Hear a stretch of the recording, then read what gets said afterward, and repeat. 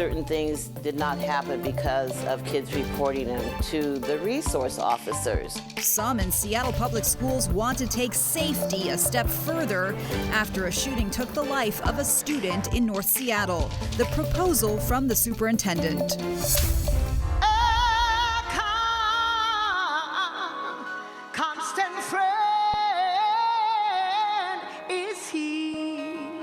The community says goodbye to a Seattle business owner and activist.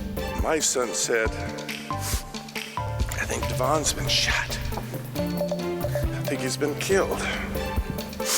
Our cameras were inside the memorial service for Devon Pickett Jr. A homeless person intentionally starting a fire in my community and destroying 15 businesses. We return to the Sumner community after a woman admits to setting a fire so, quote, police will do their job. There should be a consequence. We are hearing from business owners tonight. We start with breaking news out of Pierce County. Within the last hour, a judge has declared a mistrial in the case against Darkus Allen, accused of being the getaway driver after Maurice Clemens shot and killed 4 Lakewood police officers in 2009. Allen was originally convicted of premeditated murder, but the state Supreme Court overturned that conviction in 2015. This new trial has been going on now for 7 weeks. The jury started deliberating about a week and a half ago, and today they told the judge they did not think they could come to a unanimous decision within a reasonable amount of time. The defense wanted the case dismissed, but the judge said he would not do that. When neither side would ask for a mistrial, he made the decision for them. I don't see anything that would be gained by sending them back to continue to deliberate further when they have made it clear to us on 2 occasions today that they are deadlocked. Earlier today, the jury asked to re-listen to 911 calls and did not get them anywhere. They'll be back in court next month to decide when the next trial will begin. Breaking news now in Seattle. Police are investigating a drowning near Mount Baker Beach. That call came in just before 3 o'clock. Rescue swimmers say that the man that they found there was dead when they arrived. We're waiting to find out exactly what happened. A new safety initiative may be coming to Seattle Public Schools after a student was shot and killed at Ingram High School. That shooting happened Tuesday with a proposal from the school board coming just 2 days later. Thanks for choosing King 5. I'm Steve Solis. I'm Jessica Janner Castro. We are going to walk you through the timeline of what happened and when we expect to learn more about those suspects in about 60 seconds. First, let's get right over to King 5's Kristen Goodwillie. Kristen, students aren't expected back at school now until Monday. That's right. Students are expected back in class on Monday, but today we had staff and administration back here to prepare for the students' return. And take a look behind me is where a memorial is being set up in front of the school. There are flowers out here to honor that student that died on Tuesday. We are also now hearing about a new safety initiative announced by the school's superintendent. In response, I'm approving a new safety initiative, and it will feature 3 things. Seattle Public Schools Superintendent Dr. Brent Jones saying the district will conduct a safety and security audit to diagnose opportunities and threats. They will create a community action team who will make immediate determination of what SPS can do right now and will work closely with Mayor Bruce Harrell and Seattle Police Chief Adrian Diaz. Lastly, they will launch a child well-being council led by nurses, pediatricians, and psychologists. Students responding to the Ingram High School shooting during Wednesday's board meeting. This kid, someone's baby, is still dead. And that's on all of us. And that's on the entire district. And that's on the way that we, as a community, have clearly failed our children.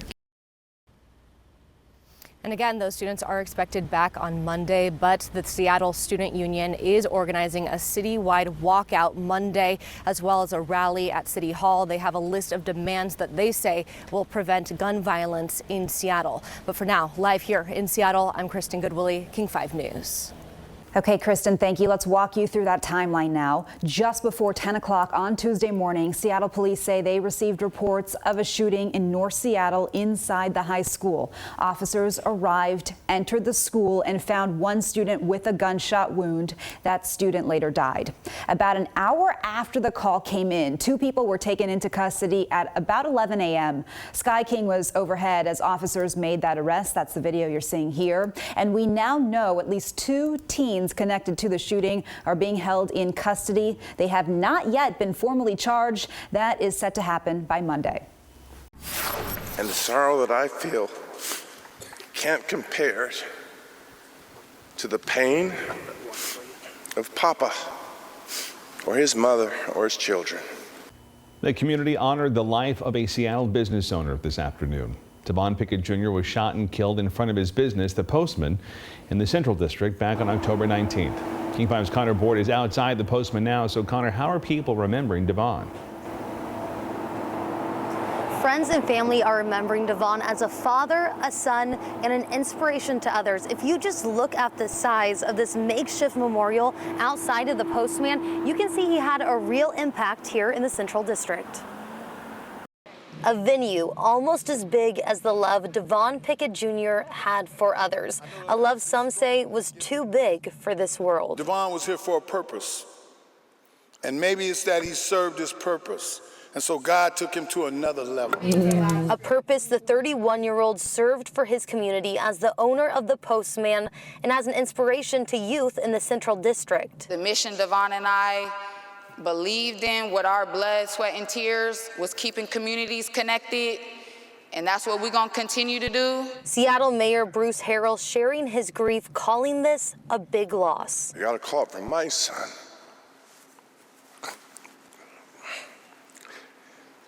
And my son said, I think Devon's been shot. I think he's been killed.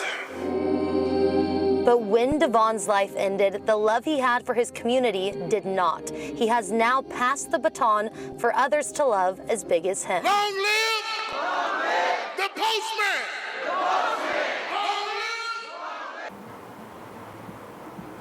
And as for the man who shot him right outside of the Postman, Ashton Christopher LaFall is currently in jail. He faces a first-degree murder charge and charges for other shootings that same week. Now, coming up at 5, you'll hear from his sisters about the kind of brother that Devon was. Reporting in Seattle, Connor Board, King 5 News. The woman who admitted to setting a fire in Sumner that damaged several businesses appeared in front of a judge today. You can see behind me here the video of the morning that fire was set, the damage that was left behind, seen here in this video. Today, a Pierce County judge set that woman's bail at $1 million. Court documents state that Alyssa Leach admitted to starting the fire at the Attic and the Stuck Junction Saloon on Main Street on October 28th. In an interview with police, Leach told police her brother tried to kick the fire out, but she lit the fire again. Luann Eastlin owns a business across from the Attic and hopes that someone is held responsible for all the damage done. It's maddening. I mean, it kind of goes to all the things that are happening right now with crime and people. A homeless person intentionally starting a fire in my community and destroying 15 businesses, there should be a consequence. I don't know what will happen to this individual and or individuals if they find more were involved. But a pass is not acceptable in my term. I mean, they need to be held accountable. Leach is charged with first-degree arson, and her jury trial is scheduled to begin on December 28th. It is a case more than 40 years old. A man born in the 19th century who went missing for 4 decades is finally identified and reunited with his family. It all happened at the Snohomish County Administration Building this afternoon. King 5's Eric Wilkinson joins us live now with how it all came together. Eric.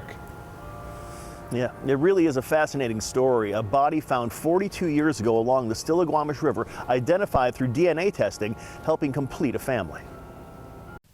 82-year-old Othaniel Philip Ames was born August 23, 1898. He moved from South Dakota to Washington with his wife and children, settling in Arlington, where he worked at a paper mill. He ran a small dairy farm and loved to ride on his 1917 Harley Davidson. He became estranged from his family, and in July of 1980, his body was discovered by a fly fisherman along the Stillaguamish River.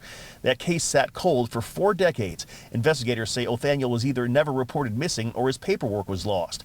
With the advent of DNA testing, detectives exhumed the man's remains and sent them to a lab where genealogists were able to match him with his great-niece, and the mystery was solved.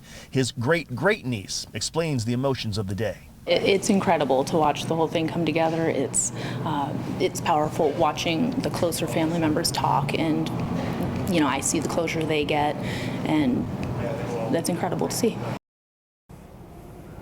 The medical examiner at the time said Othaniel died from natural causes. They believe it may have been a heart attack. Live in Everett, Eric Wilkinson, King 5 News.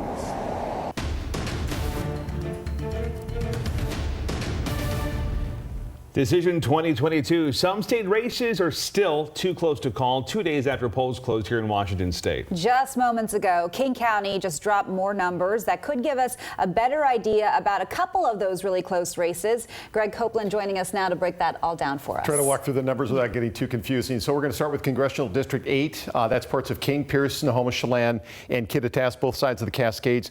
You mentioned the numbers drop. King County just dropped about 70,000 ballots. Not all of those are going to be for District 8. A lot of those are for 9 and for 7 in the more of the urban areas. But what they did just drop that counted for this was about 15,000 votes. And it looks like Kim Schreier has picked up her lead. It was about 11,000. She picked up about 4,000. You see she leads now by 15,000 votes. That is going to change again when Snohomish County chimes in about 5 o'clock tonight. She'll pick, Larkin skews more heavily there. He'll pick up some numbers, and then Pierce County will drop some more. He's doing better, though they're obviously shaded in red. But the question is, will it be enough to overcome her margin there in King County? We'll kind of keep you posted with that. Also wanted to tell you about King County Prosecutor's Office. Right now, Lisa Mannion is still beating opponent Jim Farrell. Mannion has 56% of the vote to Jim Farrell, 44%. So that one's still a 12-point lead there for Mannion. I thought we might get some changes with the King County vote there, but it looks like those numbers have stayed the same for the most part. Again, these numbers are going to change, not so much for that particular race, but for District 8 when we get Snohomish County at 5 o'clock. Also District 3 in Southwest Washington, the other one we're watching very closely. We'll get some new numbers from Clark County. That's not until, I believe, 6 o'clock, and we'll have the updated numbers for you then. Guys? Greg, thank you. Until then, Congressional District 3, that is the district that he was just talking about there in Southwest Washington. That does include Vancouver. In this race, Democratic candidate Marie Gluesenkamp-Perez leads 52% to 48%. Her challenger is Army veteran Republican Joe Kent. He is endorsed by former President Trump. This seat has been held by Republican Jamie Herrera Butler since 2010, but she did not make it through the primary this year. The race for Secretary of State also has not yet been called. Democrat Steve Hobbs, who currently holds the office, maintains a lead over nonpartisan candidate Julie Anderson. About 3% of the ballots went to write-in candidates. So we have results for all the races here in Washington on our website, king5.com. You can text the word election to the number on your screen. That is 206-448-4545, and we will send you a link. Ahead for us at 4, getting treatment for opioid addiction. The new proposal in Seattle to help make that a reality. And the first crisis line tailored for Native and Indigenous people is live now in Washington. Why this is so important for that community. Also, airport opposition, why some in Thurston County don't want crews to break ground on a new airport there. And for the 4th day in a row, orcas back in Puget Sound. They are stunning, and we are asking experts what's behind the superpods' late fall appearances.